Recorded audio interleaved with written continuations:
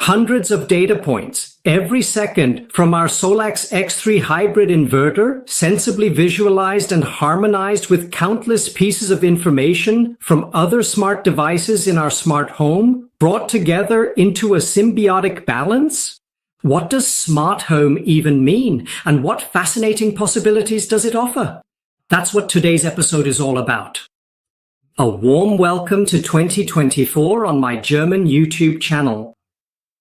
As I already announced in some of the many much criticized videos without sound, this is where it all begins. The integration of our SolaX X3 Hybrid photovoltaic system into our household in a way that not only allows us to display all performance data in real time on a smartphone, tablet, or PC, but also enables us to create automations from the wealth of information provided not just by the inverter, but also by the wall box, our Shelly relays, the thermometers distributed throughout our house, our vehicle, our motion detectors, our phone, our calendar, and even our shopping list.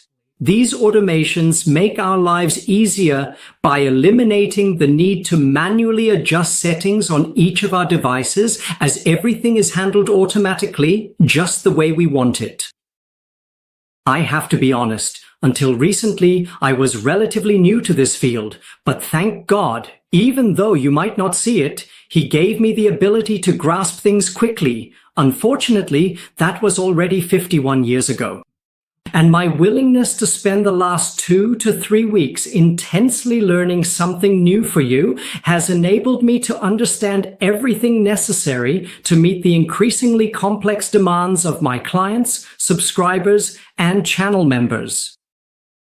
One person finds something very specific important, while someone else values something entirely different. It's simply impossible to please everyone with an app, specifically the SolaX Cloud app. I've already given up with my colleague in China on developing the perfect app because it just doesn't exist. Everyone values something different.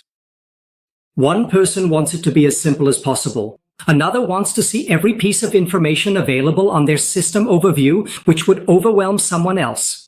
One person just wants to access their settings as easily as possible. Another doesn't want anything to do with the settings because every time they change something, nothing works anymore. I'll show you everything that's possible and how to make it happen, starting from the simplest real-time visualization all the way to complex automations based on all the smart devices in our household. But not all of that will be in today's video. In today's episode, we'll talk about what smart home actually means. I'll show you a few easy-to-implement examples of what I've already set up in my little smart home, which, to be honest, isn't really a smart home yet, since my electrical system isn't set up for it. And you'll find out how to realize all of this in detail in the upcoming videos. If you're interested in all this, or if you know someone who might be, share the video with your friends. That helps me out, and it doesn't cost you anything. Stick until the end. As always, it's going to be exciting, so use these seconds during intro to scroll down, hit the like button, subscribe to the channel, and turn on notifications. I'm Alex. Let's get started.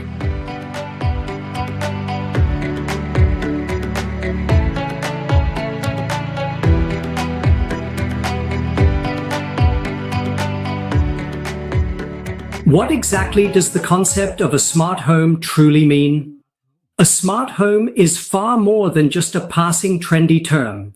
It is fundamentally and profoundly changing the way we thoughtfully design and interact with our living spaces and homes. It's not just about controlling devices with a smartphone. A smart home essentially means that all interconnected elements communicate seamlessly with each other and intelligently automate various things to help make our homes considerably smarter and ultimately better suited to our individual needs. It is important to note that a smart home is not just a passing fad. It represents a significant evolution. It's an advanced way in which technology not only responds to commands, but also makes smart decisions on its own. For example, when you leave your home, your smart home automatically adjusts itself. Not only does the heating adapt, but other settings also change based on your behavior, various events, circumstances, and your lifestyle. In a way, it all interlocks, just like everything else happening around us. And the whole thing works as follows. Without really thinking about it, we have devices in our household that are connected to our home network. And all these devices, believe it or not, provide a wealth of information. Each device, as they say, has one or even a multitude of so-called entities. So now, of course, the question arises, what is an entity? Let's take our SolaX X3 Hybrid inverter as an example.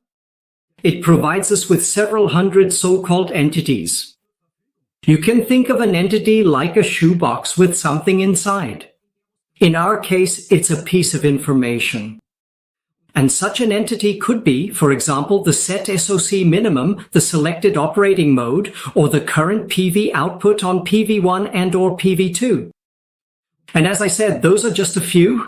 We get information from our SolaX X3 Hybrid inverter that you can't even imagine. You won't see this in any SolaX Cloud app or even in the web portal.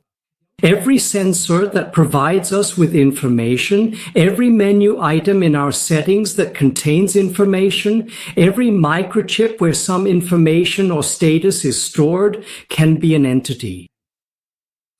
And many of our devices provide us not with just one, but sometimes a multitude of these entities. So, make a note of this for future episodes. The device, for example, is the SolaX X3 Hybrid inverter, and one of its many entities is, for instance, the SOC minimum in self-consumption mode. And as mentioned, an entity exists to provide us with its value. And just as the SolaX X3 Hybrid inverter provides hundreds of entities, so do our smartphones, our electric cars, or the associated wall box. The Shelly relays in our fuse box, the motion detectors in the carport, and so on and so forth. And all this information ends up in a central location. And in my case, it's the smart home integration, Home Assistant, which runs for me 24 hours a day, 7 days a week. It can be installed on any PC or more sensibly on something that uses much less power. For example, that could be a Raspberry Pi. That's a single board mini computer that uses almost no power, or at least very little. In my case, the whole setup is installed on a former Windows tablet. The advantage of that is it has an Intel i5 processor and a large SSD, which makes everything run a bit snappier. And at this central point, decisions are made about what happens in our household based on all the information that ends up there. We do influence these decisions, though, by learning, just as I have over the past 3 weeks, how to program this system. But that means the bosses are still us, not the Home Assistant. However, it helps us by making countless decisions automatically and correctly according to our specifications and conditions based on a wealth of information. All right, but that's enough theory for now. Now I'll show you what this means in practice and what I've already implemented in my home or household. I'll show you all of this now in a format that's a bit wider. The reason for this is that I assume you're all holding your phones horizontally right now, and if I were to show you everything in portrait mode, like you would normally see on a smartphone, it would be so small that you wouldn't be able to see it properly. But the format automatically adjusts itself appropriately and sensibly on your smartphone. What you're about to see is what I designed and programmed for myself and my wife. The system already does a small part of what is important to us, but that doesn't mean it has to be the same for you. So please, there's no need to write in the comments about what's unnecessary or what you really don't need. That's the great thing about Home Assistant. It's customizable and programmable to your needs. Everything that follows is just examples and only a fraction of what you can do with Home Assistant. I'll show you a few simple and straightforward displays and automations that I am currently utilizing. As for more complex and intricate programming, which I definitively plan to implement within my household in the near future, we will thoroughly cover that in upcoming and subsequent videos. When my wife or I log into our Home Assistant, the following page opens up. This page shows us general information and, at first glance, doesn't seem to have anything to do with the SolaX X3 Hybrid inverter. But in the background, just like everything else, it's always running and ready. With smart home integrations, the essential things always happen behind the scenes. Up there, we first see Alex at home, Danny, that's my wife, on the road in Styria.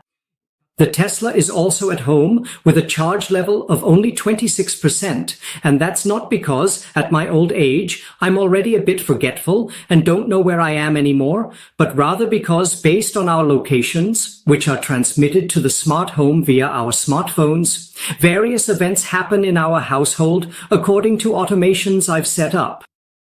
Here's an example. I have informed the system about various geographic zones where we, that is my wife and I, move about or spend time in our daily lives. One essential zone, for instance, is at home or near home or at work. This applies to my wife, who usually works from home. Or another very important zone, more than 100 kilometers away from home. And then there are also zones like Hofer, Spa, Billa, Hornbach, or Metro. Because then the system knows when and where each of us is and makes various decisions based on that.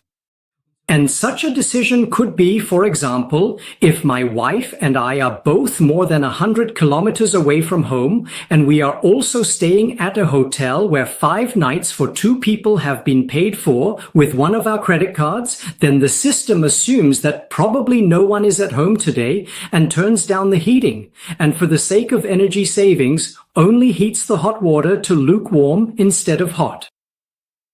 Or, since both my wife and I have recently started keeping our shopping lists and notes in Home Assistant, whoever enters the Hofer, Billa, Spa, or Metro zone receives a notification on their phone if the other person has something on their shopping list that could possibly be bought in that zone and brought home.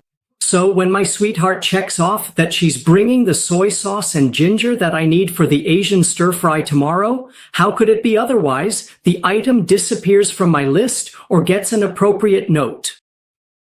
So what else do we have? Next, we have the current weather, which is also used as a basis for making certain decisions. And here we see a few key parameters in my household that, as mentioned, provide the necessary data for control and various automations. These include, for example, the temperature in certain areas, the current time, which is just for me to check whether the data is actually up to date. Because theoretically, it could happen that the computer running Home Assistant is malfunctioning, freezes, or my home network has a hiccup. That can happen from time to time. Then I notice it by looking at the time because it's no longer current and doesn't match up. To the right of that, the status reads temperature OK, Tesla online. And this serves the following purpose for me. There are probably even more elegant solutions, but I couldn't think of anything better on short notice. Specifically, when the vehicle is parked for a longer period, it goes into what's called sleep mode and no longer provides any data to the Home Assistant. When that happens, an error message would appear there, which I don't want. And that's why I programmed a small routine. If the value of this Tesla entity is not a numerical value, and also if it doesn't provide any data, then I set the value to 0. But even then, I still don't know. Is it really 0 degrees in the car and the Tesla is actually awake? Or does it just show 0 degrees because the Tesla is in sleep mode? On this graphic, which displays the thermometer so nicely with the pointer, I didn't want to give that up. And for that, it needs to have a numerical value. And that's why it says below, temperature OK, Tesla online. Because if it were sleeping, it would say, how could it be otherwise? Temperature incorrect, because Tesla is sleeping. That's that. And down below, you can then see certain consumers that are automatically controlled according to our locations, our needs, and the available surplus provided by the PV system. That means I can see the status of each device or, as previously explained, each entity, and if necessary, I can also intervene manually if a situation arises where the programming or automation doesn't quite fit. And as you can see, I've already integrated a function of the inverter here, namely the so-called dry contact.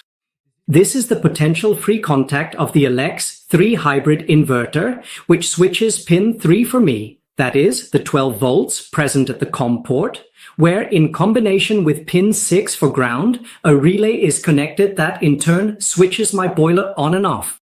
A temperature sensor is attached to the boiler, which is connected to a so-called Shelly add-on. This transmits the temperature from the boiler, as well as from other temperature sensors, to the home network, which in turn passes this information onto the Home Assistant and displays it there as an entity. And based on the boiler temperature, our locations, and so on and so forth, the system knows when it should switch the dry contact on and off on the SolaX X3 Hybrid inverter. That means we can not only display information, but of course also set so-called control elements for the corresponding entities. Then we have buffer 1, 2, and 3. These are the 3 phases of my heating rod in the buffer tank. They switch on accordingly when there is a surplus, coordinated with the Tesla and my calendar, which in turn tells the system when I need the car and when I don't, so that the heating rod in the buffer tank is switched on or off according to the available power. I have the pumps for the underfloor heating and the radiator circuit, which turn on and off according to the desired temperature in our living areas. We have the bathroom radiator there. That's a heating element that turns on and off in coordination with the temperature in my modest bathroom and the humidity sensor, which detects wet towels. And down there, that's the carport light. It turns on and off via the motion detector, but only when the brightness outside is below 100 lux. It also controls the recordings of the surveillance cameras when movement is detected, and so on and so forth. And now we come to the part that probably interests you the most. The display of the performance data from our SolaX X3 Hybrid inverter. As many of you know, I have 2 of them installed in what's called a parallel installation. And that's why, as it should be, I installed an equally sized battery pack on each of the 2 hybrids. For me, it's important to always have the following information at hand. If things are different for you, that's no problem either, because as I mentioned at the beginning, this is all just an example, and everyone can set it up however they like, either by doing it themselves if they're willing to learn Home Assistant, or by having me put it together and program it according to their needs. So the first thing I see right at the top is the current status of the inverter. At the moment, it is operating in grid parallel mode. That's why it says grid there. When it's in emergency power mode, it says FPS, and right now it's running in self-consumption mode. That's why it says self-use there. I have 4 PV strings and 3 orientations, 1 facing south, 1 almost horizontal on the carport. And that one there is my PV extension with a total of 26 modules facing northeast. They are intentionally distributed asymmetrically because of a chimney, and one of the 2 strings is therefore equipped with power optimizers. Directly below that, we can see the volts and amps for each string, and below on the left, the total PV power. So that's the sum of all 4 strings, and right next to it on the right, things start to get a bit interesting again. I programmed an extended, let's call it battery management system myself. Here, we can see the charging power as well as the battery charge level of the battery pack. This is the master and the one connected as the slave. And below that, we can see the storage delta.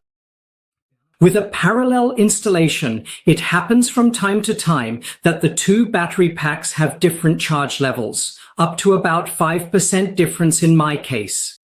That's normal, it's not a big deal, but it still annoyed me. Because of that, I did the following. Home Assistant continuously calculates the difference between the SOC of the master battery pack and the SOC of the slave battery pack and writes this value into a so-called custom entity. In this case, that's what's called a template sensor. But more on that later. And this entity continuously outputs the difference between the two battery charge levels. If this delta is greater than 1 or less than -1, depending on which of the two is more or less charged, the charging-discharging power at the charger is automatically set to 0 amps in the advanced settings according to the delta. And it stays that way until the charge levels have equalized again. As soon as this delta returns to 0, the charging-discharging power for both the master and the slave is automatically reset to the 20 amps I preset. That's all for now. Next, we see here, similar to what we know from the SolaX Cloud app, our power flow diagram. The only difference is that everything updates in real time or at the interval we set. I've set it to 10 seconds so that you can still read the numbers. Personally, it annoys me when it updates every second. Down there, I can see what's flowing into the Tesla. I get that data from the wallbox, although the wallbox doesn't know the charging status. That information comes directly from the Tesla.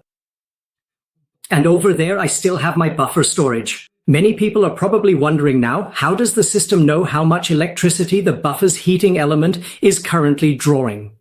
I have to admit, I cheated a little bit myself here. Of course, I could measure it with a dedicated smart meter. For example, there are these Shelly smart meters that send the power flowing through them to the home network. But I did it very simply, since I know that, due to the ohmic resistance, exactly 3 kilowatts flow through each phase of the heating element when it's switched on. I once again programmed a so-called custom entity that simply checks whether 1, 2, or 3 phases of the buffer are switched on and then passes the value of 3, 6, or 9 kilowatts to the temple sensor accordingly. The whole thing is programmed using a so-called if-then-else statement, which basically means if this happens, do that. If something else happens, do something else. And if neither happens, then do something different again. And this value from the template sensor is then passed on to that graphic over there. As I said, turning the wallbox and the buffer on and off happens automatically based on the surplus, my calendar, which in turn helps determine the vehicle's demand. Down there I have my settings, the ones that concern the wallbox, EV charger mode, stop, green, eco, or fast. Below that are the work modes for the green and eco modes. And with a click on to the settings, I'm taken directly to those inverter settings that are important to me, in case I ever want to make manual adjustments to the system. Of course, all data from every entity in the system can be stored indefinitely if desired. This can happen locally or in the cloud. Now we see here my energy dashboard, which shows us the selected day, month, or whatever for energy consumption. Energy from the battery is shown in blue, energy from the roof in yellow, energy going into the battery in pink, and energy that has been lost to the grid in purple. As you can see, everything is presented a bit more logically here than in the SolaX Cloud app. Down here, we see only the production from the PV system. The lighter color represents my master inverter, the darker orange is the live one. You can see quite well which of the two produced how much and when. Down here, you can display just about any information you can think of. How much did I feed into the battery today? How much did I export to the grid? I can easily have my charging cycles calculated from this, and I see the whole thing summarized again in this energy distribution. I can see how much I drew from the grid. I can see how much of the energy I generated I used myself or stored, and I have the self-sufficiency rate displayed, which shows the percentage of how much I supplied myself within the selected time frame. I would say that's it for today. I assume that for anyone who made it to the end, that was quite a lot of information. I'm really curious now, what do you think about all of this? Feel free to write it in the comments, and also let me know if you'd like me to go into more detail about how to implement all of this, or if you're simply not interested in the topic of smart homes at all. Coming up, there will also be product presentations for the new devices hitting the market this year, as well as specific information about the VAT exemption for photovoltaic systems in Austria. Unfortunately, things aren't quite as sunny as they first sounded. Once again, that's just typical Austria. I wish you all a great start to the new year, and I'll see you again in the next video.